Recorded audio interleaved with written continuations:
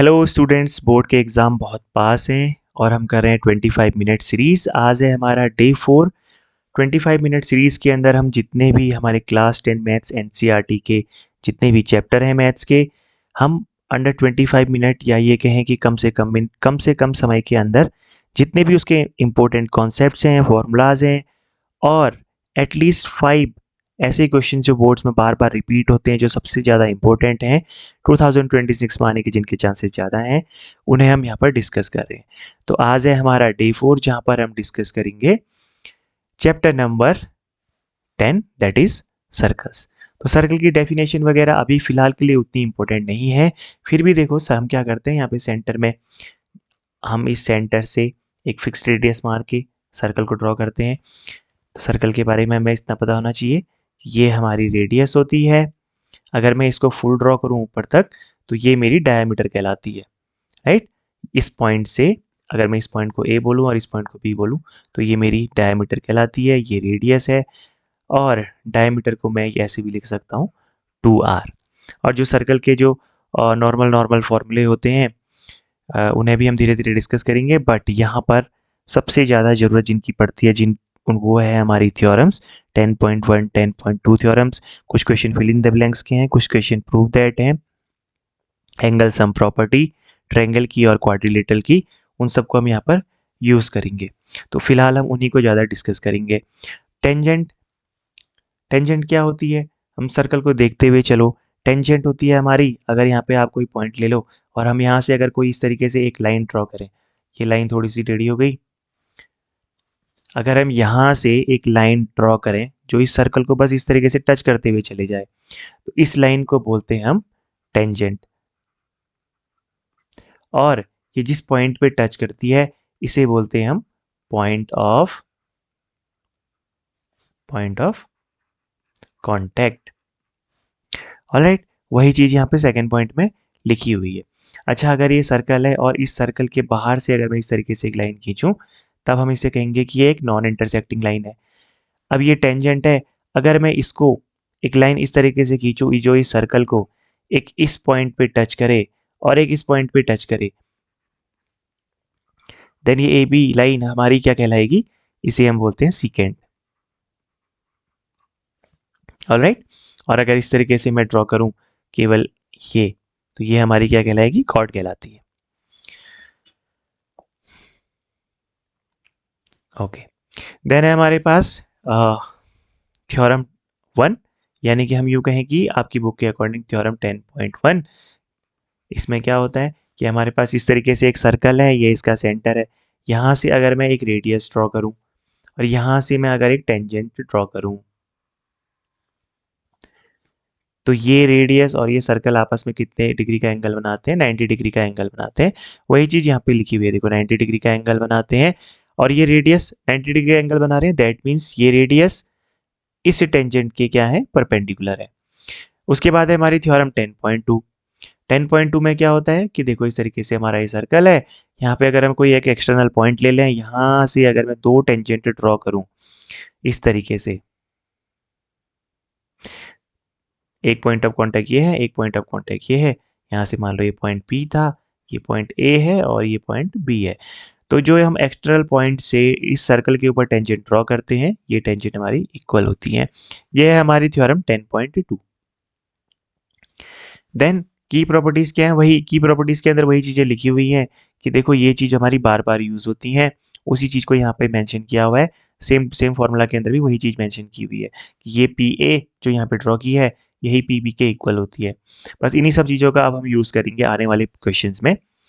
और common mistakes क्या हैं भाई, जब भी हम क्वेश्चन को सॉल्व करते हैं तो देखो हमें इन सर्कल में कहीं ना कहीं थ्योरम का यूज़ करना है, तो हमें 90 डिग्री के एंगल को नहीं भूलना है कि कहाँ पर बन रहा है, किस तरीके से हम उसका यूज़ कर सकते हैं।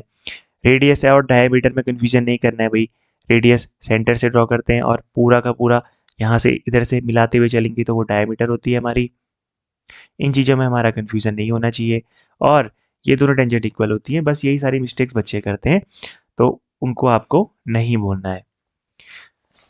अब स्टार्ट करते हैं हम एक्सरसाइज 10.1 क्वेश्चन नंबर 3 से। पहला क्वेश्चन है हमारे पास, tangent P Q at P, radius 5 centimetre, meets line through the center O at Q such that OQ is 12 centimetre, find PQ। देखो हमारे पास इस तरीके से एक सर्कल दिया हुआ है और देखो OPQ यहाँ पे मेंशन भी किया हुआ है, OPQ इक्वल टू 90 डिग्री। अच्छा क्वेश्चन में नहीं है यहाँ पे। ओके, तो इस तरीके से हमारा एक सर्कल है जहाँ पे हमारा सेंटर क्या है, ये O है। अब इसमें क्या है, एक टेंजेंट PQ है और जो ये P है ये meets line through the centre O at Q। ठीक है, तो ये कुछ इस तरीके से बना हुआ है कि ये P यहाँ पर है, P से O मिलता है और ये Q इस तरीके से मिलता है, यानी PQ हमारी टेंजेंट है। टेंजेंट है इस तरीके से हमें दिया हुआ है। हमें फाइंड आउट करना है क्या, हमें ये PQ लेंथ को फाइंड आउट करना है। ये जो लेंथ है हमारी PQ लेंथ, इसे हमें फाइंड आउट करना है। रेडियस हमें दे रखी है 5 सेंटीमीटर, तो मैंने यहाँ पे लिख दिया रेडियस 5 सेंटीमीटर और OQ मुझे दिया गया है कितना, 12 सेंटीमीटर। हमें फाइंड आउट करना है PQ। अब इससे पहले जब हमने ट्रिग्नोमेट्री ट्रायंगल वाले चैप्टर्स किए, एप्लीकेशन ऑफ ट्रिग्नोमेट्री की कितने सारे हमने अभी कल ही हमने एप्लीकेशन ऑफ ट्रिग्नोमेट्री में ट्रायंगल्स ड्रॉ किए थे, राइट। अगेन अभी सर्कल के साथ बन गया और ये क्या बन गया, ये हमें फिलहाल तो हमें दिखाई दे रहा है कि ये एक राइट एंगल ट्रायंगल बना हुआ है, बट एग्जाम में इस तरीके का क्वेश्चन क्यों पूछा गया है? क्या सिर्फ ये पाइथागोरस थ्योरम यूज हो जाए इसलिए पूछा गया है? नहीं, हमने जो थ्योरम सर्कल चैप्टर में पढ़ी है उस थ्योरम को हमें यहाँ पर क्लियरली मेंशन करना होगा। थ्योरम 10.1 जिसमें हमने बोला कि अगर हम ये सेंटर से एक रेडियस ड्रॉ करते हैं और यहाँ पर हम एक टेंजेंट ड्रॉ करते हैं तो ये दोनों आपस में क्या होते हैं, परपेंडिकुलर होते हैं। दैट मीन्स ये जो एंगल बनता है ये 90 डिग्री का एंगल बनता है। तो ये क्वेश्चन इसीलिए इंपॉर्टेंट है, नॉट बिकॉज पाइथागोरस थ्योरम का यूज हो रहा है, बट इसलिए कि यहां पर हमारी थ्योरम 10.1 का यूज हो रहा है एंगल डिसाइड करने में, एंगल डिसाइड करने में। ऑलराइट, अब पाइथागोरस थ्योरम सबको आती है कि hypotenuse square equal to base square plus perpendicular square. वही चीज यहाँ पे हमने मेंशन कर दी और अब ये जो पाइथागोरस थ्योरम है ये आप सब लोग अप्लाई कर सकते हो। अच्छा, पाइथागोरस थ्योरम के बारे में मैं बार बार आपको क्या रिपीट करवा रहा हूँ कि पाइथागोरस थ्योरम हमारी एग्जाम की दृष्टि से कितनी ज़्यादा इंपॉर्टेंट है कि 2025 के बोर्ड्स के पेपर में ऐसे 4 क्वेश्चन थे जहाँ पर पाइथागोरस थ्योरम का यूज हुआ था। तो उस चीज़ को आपको भूलना नहीं है कि किसी ना किसी तरीके से ट्रायंगल वाले चैप्टर में, एप्लीकेशन ऑफ ट्रिग्नोमेट्री में, या देखो सर्कल वाले चैप्टर में इस तरीके से कहीं ना कहीं यूज होता है। ओके, अब यहाँ पर क्या है, देखो हमने पाइथागोरस थ्योरम को अप्लाई किया तो यहाँ से हमें मिल गया PQ स्क्वायर इक्वल टू 119 और यहाँ से हमारा PQ आ गया अंडर रूट 119 सेंटीमीटर। अब यहाँ पर भी मैं पाइथागोरस थ्योरम को कम्प्लीटली सॉल्व इसलिए नहीं कर रहा हूँ क्योंकि हमने बहुत सारे क्वेश्चन इस तरीके के कर दिए और ये तो अप्लाई करना सबको आता है। बस हमें थ्योरम को मेंशन यहाँ पे नेसेसरी है कि इसको थ्योरम को मेंशन करना है हमें। अगर इस तरीके से सर्कल बनाओ उस चीज़ को हमें नहीं भूलना है, बस वो मिस्टेक नहीं करनी है। कुछ बच्चों को ये भी डाउट होता है कि सर जब हमने यहाँ पर अंडर रूट 119 आया है तो ये कहीं छोटा ना हो जाए इससे, ये PQ से, मीनिंग हाइपोटेनियस सबसे बड़ी साइड होती है ना, तो कई सारे बच्चों को कन्फ्यूजन हो जाता है कि ये बड़ी साइड है, कुछ बच्चों को होता है। तो देखो इसको ऐसे ही देख लो ना, ये क्या है, अगर मैं 10 का स्क्वायर करूंगा तो 100 आएगा, मैं 11 का स्क्वायर करूंगा तो वो कितना आएगा, 121 आएगा। तो कहीं ना कहीं जब हम इसका अंडर रूट निकालेंगे वो इन दोनों के बीच में आएगा, मतलब कि 10 के स्क्वायर और 11 के स्क्वायर के बीच में आएगा, जो हमारी इस हाइपोटेनियस से छोटी साइड है ना। तो बस आपके क्वेश्चन का आंसर, जिनको डाउट था कि ये वाली साइड हमारी बड़ी आ रही है तो नहीं, बड़ी नहीं आ रही है, और ये प्रूव दैट वाला क्वेश्चन था तो आंसर डी हमारा सही सही हो जाएगा। ओके, अब हम चलते हैं एक्सरसाइज 10.2 के क्वेश्चन नंबर 1 में। देखो यहाँ पर हमारे पास क्या है, from a point Q the length of the tangent to a circle is 24 centimetre. मतलब हमारे पास सर्कल, यहाँ पे मैंने सर्कल ऑलरेडी ड्रॉ किया हुआ है। देखो यहाँ पर हमारे पास एक पॉइंट Q है, यहाँ से हमने क्या किया हुआ है, एक टेंजेंट ड्रॉ करी है सर्कल में जिसकी लेंथ है कितनी, 24 सेंटीमीटर। बस ठीक है, यहाँ से हमने जो टेंजेंट ड्रॉ करी है इसकी लेंथ है 24 सेंटीमीटर और डिस्टेंस ऑफ द क्यू, यहाँ से सेंटर की डिस्टेंस हमें कितनी दे रखी है, 25 सेंटीमीटर दे रखी है। देखो क्यू से सेंटर की डिस्टेंस हमें दे रखी है 25 सेंटीमीटर। हमें पूछा है कि रेडियस ऑफ द सर्कल ये बताओ। तो मैं इसको, इस पॉइंट को मैं नाम देता हूँ P, और यही है हमारा पॉइंट ऑफ कांटेक्ट।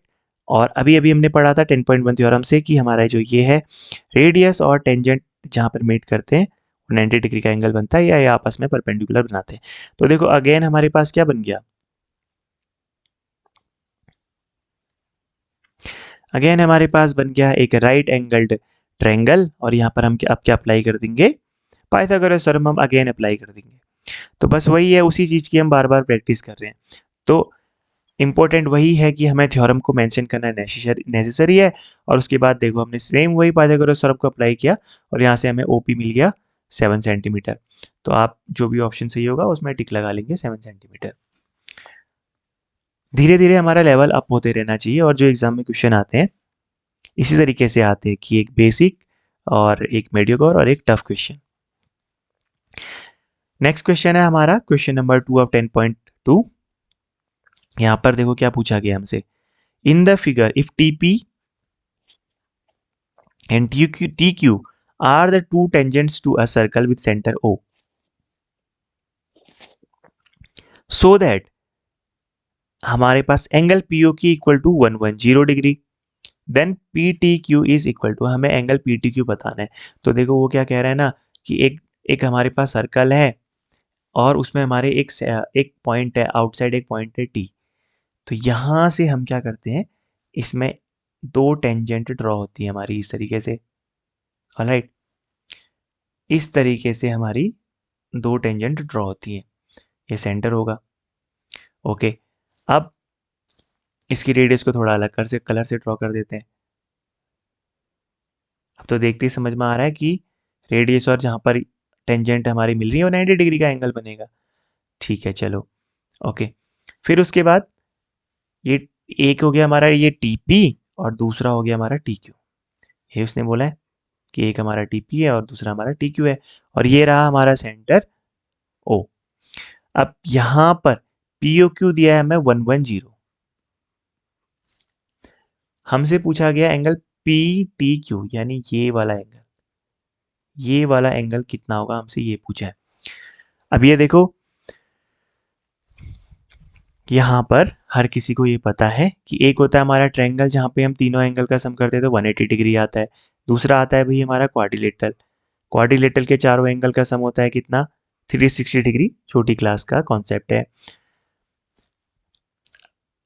यहाँ पर हमें जब इस एंगल को फाइंड आउट करना है तो हम इस प्रॉपर्टी को यहाँ पे, इस रूल को यहाँ पे अप्लाई कर सकते हैं। बट क्या हमें ये एंगल और ये एंगल पता है, एंगल P और एंगल Q? देखने में नहीं पता है, लेकिन अब हमें जब थ्योरम पता है तो उस थ्योरम के अकॉर्डिंग जहाँ पर रेडियस और टेंजेंट मिलते हैं तो वहाँ पर 90 डिग्री का एंगल बनता है। तो अब हमारे पास 110 है, एंगल P हमारे पास 90 डिग्री है, ये भी 90 डिग्री है। हमें निकालना है केवल एंगल T। यानी अब क्या करेंगे, हम चारों एंगल का सम कर देंगे।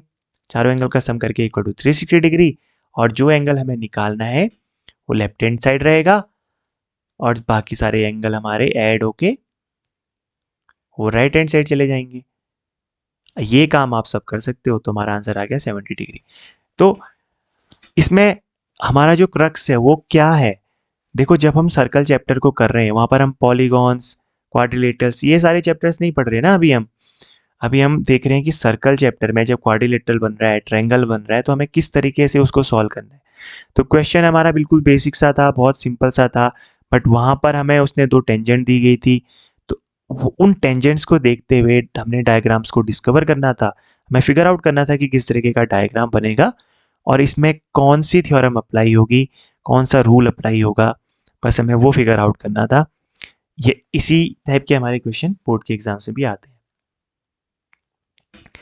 फिर देखते हैं हम 10.2 का क्वेश्चन नंबर 10। 10.2 के क्वेश्चन नंबर 10 में हमसे क्या पूछा गया, prove that the angle between two tangents from an external point to a circle is supplementary to the angle subtended by the line segment joining the point of the contact at the same time. कुछ same question है। हम इस question को पढ़ेंगे, सबसे पहले इस story को समझने की कोशिश करेंगे, इस लैंग्वेज को समझने की कोशिश करेंगे, और उसके बाद हम प्रूफ कर देंगे जो हमसे पूछा है। तो हमसे क्या पूछा गया है? The angle between the two tangents form an from an external point to a circle is supplementary to the angle subtended by the line segment joining the points of the point of contact at the centre. देखो हमारे पास एक point है यहाँ पे बाहर दिया गया है, इस पॉइंट से हमने दो टेंजेंट ड्रॉ करनी है सेम ऊपर वाले डायग्राम की तरह। ये हमने ड्रॉ कर दी, यहाँ पे इसका कहीं सेंटर रहेगा। ऑल राइट, फिर उसके बाद क्या होता है, जब हम क्या करते हैं इन लाइन सेगमेंट्स को मिलाते हैं आपस में इस तरीके से, इस तरीके से जब इन लाइन सेगमेंट्स को मिलाते हैं तो ये जो एंगल बनता है और ये जो एंगल है, ये दोनों एंगल हमारे आपस में क्या होते हैं? सप्लीमेंट्री होते हैं। सप्लीमेंट्री होते हैं का मीनिंग क्या है? उसका मीनिंग है कि हमें, अगर मैं ये बोलूं कि अगर हमारे पास ये एंगल x है और ये अगर हमारे पास एंगल y है, तो ये दोनों एंगल सप्लीमेंट्री होते हैं। दैट मीन्स इन दोनों का अगर हम सम करेंगे तो ये वो कितना निकल के आना चाहिए? वो 180 डिग्री निकल के आना चाहिए। ये है हमारा क्वेश्चन, ये हमसे पूछा गया है। तो अगर मैं इस पॉइंट को यहाँ पर P मान लूँ, सेम ऊपर वाले क्वेश्चन की तरह, इस पॉइंट को A मान लूँ पॉइंट ऑफ कॉन्टैक्ट को, दूसरे पॉइंट ऑफ कॉन्टैक्ट को मान लूँ मैं पॉइंट B, तो अगेन हमारी वही सेम थ्योरम, हमें ये पता चल गया कि जहाँ पर ये मिल रहे होंगे वहाँ पे 90 डिग्री का एंगल बनेगा, जहाँ पर ये मिल रहे हैं वहाँ पर 90 डिग्री का एंगल बनेगा। हमें दिखाना है कि ये दोनों हमारे सप्लीमेंट्री हैं। तो अब क्या करेंगे, वही चारों एंगल का सम होता है 90 डिग्री। तो x plus y equal to x plus y plus angle A plus angle B equal to 360 degree, है ना। Angle x plus angle y एक साइड पे रहेंगे इक्वल टू 360, माइनस क्या हो जाएगा, ये प्लस ये angle A plus angle B, वो जितना वो कितना है 180 डिग्री। सॉल्व करके आ गया हमारे पास कितना 180 डिग्री। तो angle x plus angle y का सम आ गया 180 डिग्री। यही हमसे पूछा था कि ये दोनों हमारे क्या होंगे, सप्लीमेंट्री होंगे। तो हमने प्रूव कर दिया, उसके बाद हम हेंस प्रूव लिख देंगे। अब यहाँ पर देखो जो मैंने नीचे सॉल्यूशन लिखा हुआ है ना, ये एक प्रॉपर सॉल्यूशन होता है, मतलब हम बहुत बेसिक तरीके से उस एंगल को बहुत अच्छे तरीके से यहाँ पे लिखा हुआ है ना। जैसे एंगल एक्स मैंने direct angle A angle B नहीं लिखा, यहाँ पर मैंने सारे के सारे एंगल्स को प्रॉपर विथ नेम मेंशन किया है। यहाँ पर मैंने रेडियस टेंजेंट, यहाँ पर कौन सी थ्योरम का यूज़ हुआ है वहाँ पे उसको मेंशन किया है। क्वाड्रिलेटरल में जो हम प्रॉपर्टी लगा रहे हैं उसका यूज़ किया है। तो ये फॉर्मेट है किस तरीके से हमें करना है। और क्वेश्चन को समझना, कॉपी में करने से पहले जो कॉन्सेप्ट को हम समझ रहे हैं वो मैंने यहाँ पर आपको बता दिया है।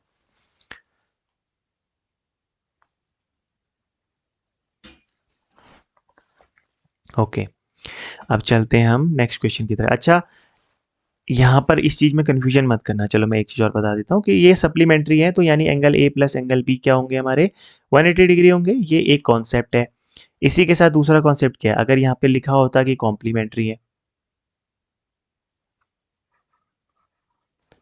अगर यहाँ पे लिखा होता कि हमारे एंगल इस तरीके से कॉम्प्लीमेंट्री है, उसकी क्या कंडीशन होती, तब angle A plus angle B equal to रहता हमारा कितना 90 डिग्री। Alright, okay. अब चलते हैं हम नेक्स्ट क्वेश्चन में। नेक्स्ट क्वेश्चन है क्वेश्चन नंबर 10.2, इसका 11 क्वेश्चन, जहां पर हमसे क्या पूछा गया, देखो क्वेश्चन में पूछा गया है prove that the parallelogram circumscribing a circle is a rhombus. एक पैरेललोग्राम है जिसके अंदर एक circumscribing a circle is rhombus, मतलब पैरेललोग्राम के अंदर एक इस तरीके से एक सर्कल को सर्कमस्क्राइब किया हुआ है, मतलब प्रॉपर अच्छे तरीके से वो उसके अंदर फिट है। इस तरीके से फिट है, देखो कि सर्कल के चारों कॉर्नर यहाँ पे किस तरीके से टच कर रहे हैं। ठीक है, और हमें ये प्रूफ करना है कि जो ये पैरेललोग्राम है ये हमारा क्या है, रोम्बस है। ये हमें प्रूफ करना है। अब अगेन सर्कमस्क्राइबिंग है, दो वर्ड है ना हमारी एनसीईआरटी में। एक वर्ड क्या है हमारा, कुछ क्वेश्चन में लिखा रहता है सर्कमस्क्राइबिंग, अगर यहाँ पे लिखा रहता कि इनस्क्राइबिंग, इन स्क्राइबिंग, अगर इनस्क्राइबिंग लिखा रहता तब हमें डायग्राम किस तरीके से बनाना होता भाई। उस कंडीशन में हम इस स्क्वायर को, रोम्बस को, पैरेललोग्राम को इस तरीके से बनाते। अब इनस्क्राइबिंग लिखा रहता तो तब हमें इस तरीके से बनाना पड़ता, मतलब जो भी ये स्क्वायर है ये अंदर होगा और सर्कल बाहर होगा। जब सर्कमस्क्राइब लिखा हुआ है तो ये सर्कमस्क्राइब में सर्कल अंदर हो गया हमारा। तो हमें ये दिखाना है कि फिलहाल ये पैरेललोग्राम है, ये हमें गिवन डेटा मिल चुका है। क्वेश्चन को पढ़ते ही हमें पता चल गया कि अगर ये पैरेललोग्राम है तो जितनी भी पैरेललोग्राम की प्रॉपर्टी होती है वो हमें याद आ जानी चाहिए। फिलहाल के लिए जो सबसे इंपॉर्टेंट प्रॉपर्टी रहेगी वो ये कि अगर ये पैरेललोग्राम है दैट मीन्स ये वाली साइड और ये वाली साइड पैरेलल होंगी आपस में, ये वाली साइड और ये वाली साइड पैरेलल होंगी आपस में और इक्वल होंगी। और अगर हमें रोम्बस दिखाना है, इस पैरेललोग्राम को अगर हमें रोम्बस दिखाना है तो हमें क्या दिखाना पड़ेगा कि ये और ये साइड पैरेलल, तो पैरेलल और इक्वल है। अगर मैं किसी तरीके से इस साइड को इस साइड के इक्वल दिखा दूं तो हम कह सकते हैं कि ये पैरेललोग्राम एक रोम्बस होगा, क्योंकि ये इसके इक्वल हो जाएगा, ये इसके इक्वल है, दैट मीन्स ये इसके इक्वल हो गया, और ये दोनों भी पैरेलल और इक्वल है, तो ये दोनों भी हमारे इक्वल हो जाएंगे। यानी चारों साइड, ऑल फोर साइड हमारी क्या हो जाएंगी, इक्वल हो जाएंगे। अगर ऐसा हो गया तो हम कह सकते हैं कि ये एक रोम्बस है। ऑलराइट, तो देखो इस तरीके के क्वेश्चन को हम किस तरीके से करते हैं। पहली प्रॉपर्टी का हमने बहुत यूज कर लिया। अब मैं पहले इसको नेम दे देता हूँ, मैं इसको बोल देता हूँ पॉइंट ए, बी, और इसको सी, और इसको डी। कुछ स्टूडेंट ने अगेन यहाँ पे बहुत सारी गलतियां करी थी। क्या गलतियां थी वो, ए बी, फिर उसके बाद हमने सी यहाँ लिख देते हैं, फिर डी यहाँ लिख देते हैं। ऐसा नहीं होता। जब भी हम नोमेनक्लेचर में जाएंगे तो हमें एक प्रॉपर तरीके से या तो क्लॉकवाइज या तो एंटी क्लॉकवाइज नेमिंग करनी होती है। तो ये हो गया। और जहाँ जहाँ पे सर्कल इन टच कर रहा है पैरेललोग्राम को, तो हमने इस पॉइंट को बोला P, इसको बोला हमने Q, इसको बोला हमने R, और इसको बोला हमने S पॉइंट बोल दिया। अब यहाँ पे कौन सी थ्योरम यूज हो रही है, 10.2। यानी देखो ये एक्सटर्नल पॉइंट है, इस पॉइंट से मैंने एक टेंजेंट ड्रॉ करी यहाँ पर, एक टेंजेंट ड्रॉ करी यहाँ पर, तो ये वाली टेंजेंट और ये वाली टेंजेंट आपस में इक्वल हो जाएंगी। यानी मैं कह सकता हूँ कि AP इक्वल टू AS होगी। राइट, वही चीज यहाँ पे लिखी हुई है। सेकेंड मैं ऐसा बोल सकता हूँ कि BP यहाँ से ये जो टेंजेंट ड्रॉ करके BP ये BQ के इक्वल होगी बाई कौन सी थ्योरम, 10.2 थ्योरम। एक एक्सटर्नल पॉइंट से जब किसी सर्कल के ऊपर हम टेंजेंट ड्रॉ करते हैं तो वो दोनों टेंजेंट्स क्या होती हैं, इक्वल होती हैं। और ध्यान से देखना मैंने किस तरीके से किया, मैं AP जब मैंने लिखा AP इक्वल टू AS, तो फिर मैंने BP इक्वल टू BQ लिखा है। मैं इस लाइन को पहले फिनिश करूंगा, मैं यहाँ से हमें सीधा यहाँ पर C पॉइंट को नहीं लिखूंगा। इस क्वेश्चन में इस तरीके के जितने भी क्वेश्चन है ना, वहां पर इसी चीज का ध्यान रखना होता है। ये वाली साइड और ये वाली साइड हम पहले करेंगे, ठीक। क्यों करेंगे वो अभी पता चल जाएगा। फिर नेक्स्ट यहाँ पर आ जाओ। अब इस पॉइंट पे आया मैं, तो मैंने क्या देखा, मैं हॉरिजॉन्टल साइड देखूंगा। मैंने बताया ना, अगर मैं इस लाइन को पहले फिनिश कर रहा हूँ तो अब मैं इस लाइन को पहले फिनिश करूंगा। तो एक्सटर्नल पॉइंट से सर्कल में टेंजेंट ड्रॉ हुई, एक्सटर्नल पॉइंट से टेंजेंट सर्कल में टेंजेंट ड्रॉ हुई, तो ये पॉइंट और ये पॉइंट अगेन इक्वल हो गए हमारे, यानी CR इक्वल टू CQ हो गया। वही चीज यहाँ पे लिख दी है। अब बच गया हमारा पॉइंट डी। तो यहाँ पर से अब मैं पहले DS लिखूंगा या DR लिखूंगा, यस, हम पहले हॉरिजॉन्टल लाइन को कंप्लीट करेंगे। DR इक्वल टू हो जाएगी हमारी DS, अगेन बाई कौन सी थ्योरम, 10.2 थ्योरम। हो गया। अब ये जितने भी आ गए हैं ना, इन सबको हम ऐड कर देंगे। या तो आप इन सब में इक्वेशन 1, इक्वेशन 2, इक्वेशन 3, इक्वेशन 4 लिखो, या तो आप ऐसे लिखो कि लेफ्ट हैंड साइड की जितनी भी वैल्यूज हम उनका सम करेंगे। देखो लेफ्ट हैंड साइड पे कौन कौन सी वैल्यूज जाएंगी, अगर हम इन सबको 1 बाई 1 एक के नीचे अगर हम एक लिखे ना, जैसे देखो मैं यहाँ पर लिख के बताता हूँ आपको, ये DR इक्वल टू DS लिखा हुआ है, CR इक्वल टू CQ लिखा हुआ है, BP इक्वल टू BQ लिखा हुआ है, और AP इक्वल टू AS लिखा हुआ है। तो ये जितनी भी हॉरिजॉन्टल साइड है ना, देखो DR CR, तो लेफ्ट हैंड साइड को हम क्या करेंगे, आपस में जोड़ देंगे, और ऐसे हम राइट हैंड साइड को जोड़ देंगे। तो इससे हमें बेनिफिट क्या होगा, हमें पूरी पूरी लाइन मिल जाएगी। जैसे DR प्लस CR हो गया, तो DR प्लस CR हुआ तो मुझे कौन सी लाइन मिल गई, CD लाइन मिल गई। ऐसे ही जब मैं BP प्लस AP करूंगा तो मुझे कौन सी साइड मिल गई, AP, और यहाँ से प्लस PB किया तो कौन सी साइड मिल गई, AB साइड। ऐसे ही राइट हैंड साइड को जब सम करेंगे तो हमें BC लाइन और AD लाइन मिल गई। है ना। देखो यहाँ पे जब हमने ऐड किया सेम, तो हमें क्या मिल गया, C D plus A D और A D plus B C, है ना। D R plus C R को ऐड किया तो क्या मिल गया हमें यहाँ से, इन दोनों को ऐड करके हमें सी डी मिल गया, प्लस इन दोनों को ऐड करके हमें ए बी मिल गया। वही चीज़ यहाँ पे लिखी हुई है। ऐसे राइट हैंड साइड पे हमने ऐड किया तो इतना मिल गया हमें। हो गया। अब देखो, गिवन था हमें ये पैरेललोग्राम है। इसका क्या मीनिंग है, इसका मीनिंग है कि भाई आमने सामने की साइड तो पैरेलल और इक्वल है ना। तो अगर मैं, ये ए बी और ये सी डी है, हमने A B plus C D किया हुआ है, तो ये दोनों तो इक्वल है, ए बी और सी डी इक्वल है। यानी कि अब मैं ए बी की जगह पे या तो सी डी लिख लो, या तो इस सी डी की जगह पे ए बी लिख लो, क्योंकि पैरेललोग्राम में आमने सामने की साइड क्या होती है, इक्वल होती है। सेम ऐसी बी सी लाइन, ये वाली लाइन और ये वाली लाइन आपस में क्या रहेंगी, इक्वल रहेंगी। तो एक वैल्यू को चेंज कर दिया और यहाँ पे लिख दिया मैंने क्या, A B plus A B two A B, ऐसी ए डी ए बी, ये इसको इसकी जगह पे बी सी लिख दिया तो ये टू बी सी आ गया हमारे पास। यहाँ से to cancel out, A B equal to A C मिल गया। जो मैंने स्टार्टिंग में कॉन्सेप्ट बताया कि भाई पैरेललोग्राम में तो आमने सामने की साइड तो इक्वल है, अब किसी भी एक साइड को किसी भी दूसरी साइड के इक्वल दिखा दो बस। तो ऐसा करते ही क्या हो जाएगा, चारों साइड हमारी इक्वल हो जाएंगी। तो अगर A B equal to B C आ चुका है, यानी ये वाली लाइन इस वाली लाइन के इक्वल आ चुकी है और ये वाली लाइन इस लाइन के इक्वल है, यानी ये तीनों इक्वल हो गए और ये दोनों ऑलरेडी इक्वल थे, चारों साइड हमारी इक्वल आ गई, therefore it is a rhombus. अभी हम बाकी प्रॉपर्टी में नहीं जाएंगे क्योंकि क्वेश्चन को सॉल्व करने के लिए हमें इतनी ही चीजें चाहिए, डायगोनल वाली प्रॉपर्टी और बाकी सारी प्रॉपर्टीज में। ओके, अब यहाँ पे हमारा 10.2 का क्वेश्चन नंबर 7 है। अगेन ये क्वेश्चन भी काफी इंपॉर्टेंट है क्योंकि इसमें क्या है, कॉन्सेंट्रिक सर्कल्स है। हमने करना वही है, हमें सर्कल को ड्रॉ करना है, उसके अंदर जो भी डायग्राम बनना है उसे ड्रॉ करना है। इस पूरी की पूरी कहानी को, लैंग्वेज को पढ़ के, टू कॉन्सेंट्रिक सर्कल्स है, दैट मीन्स हमारे पास दो सर्कल्स हैं लेकिन उनका जो सेंटर है वो हमारा सेम है। ओके, तो इस तरीके से हमने सर्कल को ड्रॉ कर लिया।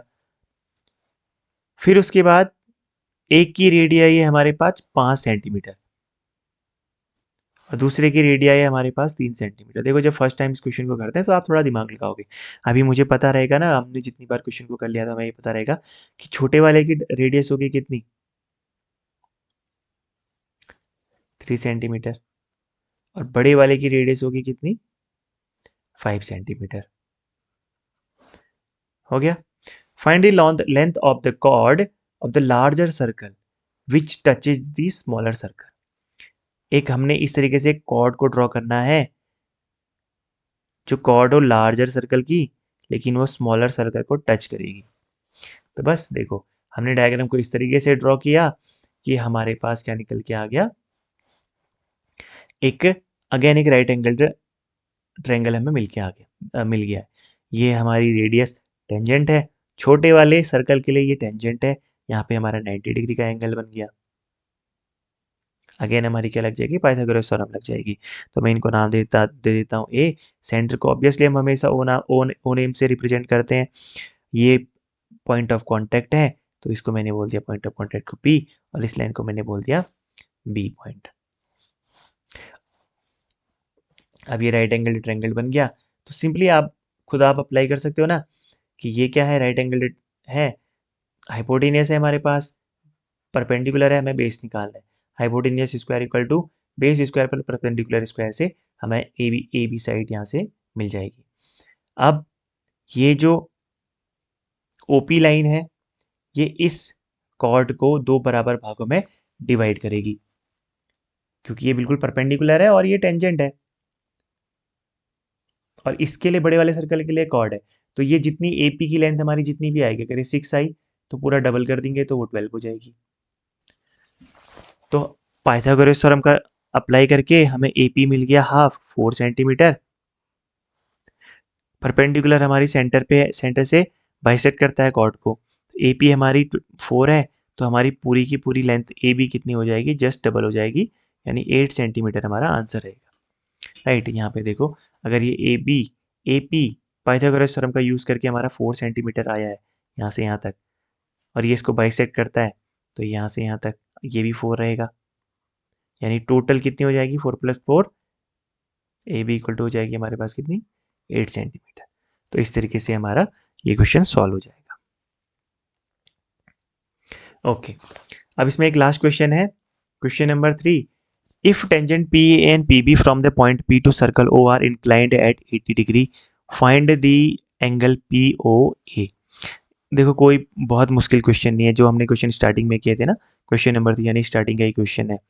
बट ये क्वेश्चन मैंने क्यों लिया है, क्योंकि अगर ये एग्जाम में आता है तो बच्चे ना एंगल को डायरेक्ट हाफ कर देते हैं वहाँ पे। अब मैं क्या कहना चाह रहा हूँ, आप यहाँ पर से समझोगे उस चीज़ को। देखो एक हमें क्या करना है, हमने टेंजेंट ड्रॉ करी है। ओहो, चलो ठीक है, समझ जाना, आप बहुत सारे क्वेश्चन ऑलरेडी हो चुके हैं। तो इस तरीके से हमने एक बाहर एक पॉइंट पी है, इस पी पॉइंट से हमने टेंजेंट ड्रॉ करी, ये पी ए है और ये पी बी है, जैसा क्वेश्चन की कहानी में लिखा हुआ था, पी और पी बी को ड्रॉ कर दिया। फिर उसके बाद हम ऑब्वियसली एक सेंटर से हमने इसको मिला दिया, ये सेंटर ओ होगा, इस सेंटर ओ से हमने इसको मिला दिया। इंक्लाइंड, अब ये जो पी ए और पी बी हैं ये एक दूसरे से इंक्लाइंड है एट 80 डिग्री के एंगल में, यानी यहाँ पर ये एंगल हमारे पास है कितना, 80 डिग्री एंगल है। Radius, tangent according to theorem 90 degree है, according to the theorem 90 degree है। हमसे पूछा है कि भाई P O A angle find out करो, यानी कि अब इसमें एक एक्स्ट्रा काम क्या कर देना है, इसमें एक्स्ट्रा काम बस एक ये कर देना है, पी ओ ए पूछा है तो मैं यहाँ से इस तरीके से इसको मिला दूंगा। हमसे पूछा है पी ओ ए, यानी पी ओ, ये वाला एंगल पूछा है हमसे, इसको फाइंड आउट करो। कैसे होगा, आप इस एंगल को डायरेक्ट हाफ मत कर देना कि 80 है तो हमने इसको हाफ कर दिया, ऐसे नहीं करना है। पहले हम बोलेंगे कि पहले हम ट्रायंगल ए ओ पी को देखेंगे और हम पी ओ बी को देखेंगे, यानी एक बार हम इस ट्रायंगल को देखो, इस ट्रायंगल को देखो, यहाँ पर P A equal to P B होगा, एक एक्सटर्नल पॉइंट से जब हम टेंजेंट खींचते तो बराबर होती है। 90 डिग्री का एंगल है, ये रेडियस है भाई, रेडियस भी बराबर है, ये वाली साइड हमारी कॉमन साइड है, ये वाली साइड हमारी कॉमन साइड है दोनों के लिए। तो या तो आप साइड साइड साइड से बोल दो, या तो आप राइट एंगल हाइपोटेन्यूज साइड से बोल दो, बात एक ही है। ये दोनों क्या हो गए, हमारे कॉन्ग्रुएंट हो गए।